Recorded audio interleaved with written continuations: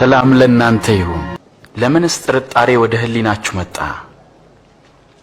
እጆቼን እግሮቼን ተመልከቱ፣ እኔው ራሴ እንደሆንኩም እዩ። ዳሱኝናም ታውቁኛላችሁ። እዩ፣ መንፈስ ሥጋና አጥንት ፈጽሞ የለውም። ከእናንተ ጋር በነበርኩ ጊዜ ስለኔ የነገርኳችሁ ይህ ነው። በሙሴ ሕግ በነቢያት ትንቢትና በመዝሙርም የተጻፈው ሁሉ እነሆ ተፈጸመ። የተጻፈውም ክርስቶስ መከራን ይቀበል ዘንድና ሞትን ድል አድርጎ እንደሚነሳ ነው። በእርሱ ስምም ንስሐና የኃጢአት ስርየት የወንጌል መልእክት ከኢየሩሳሌም ጀምሮ ለአሕዛብ ይሰበካል። ከእናንተ ታላቅ እንደ ታናሽ ይሁን፣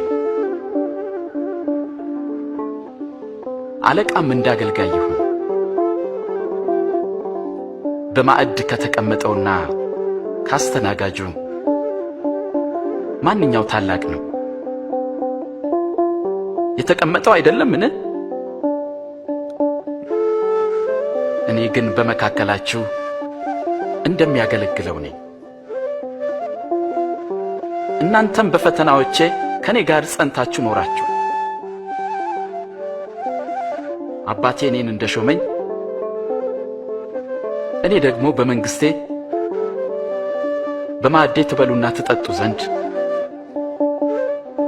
በ12ቱም እስራኤል ነገድ እንድትፈርዱ በዙፋኖች ትቀመጣላችሁ። ስለዚህ ከዳተኛ የለም ማለት ነው።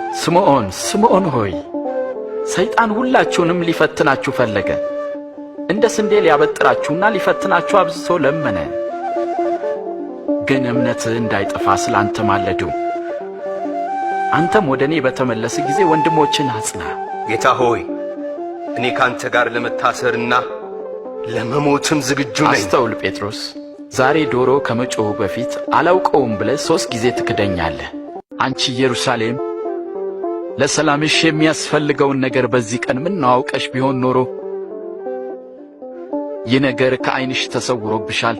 ጠላቶችሽም በዙሪያሽ አጥራጥረዋልና ከበውም አንቺን የሚያስጨንቁበት ቀን ይመጣል።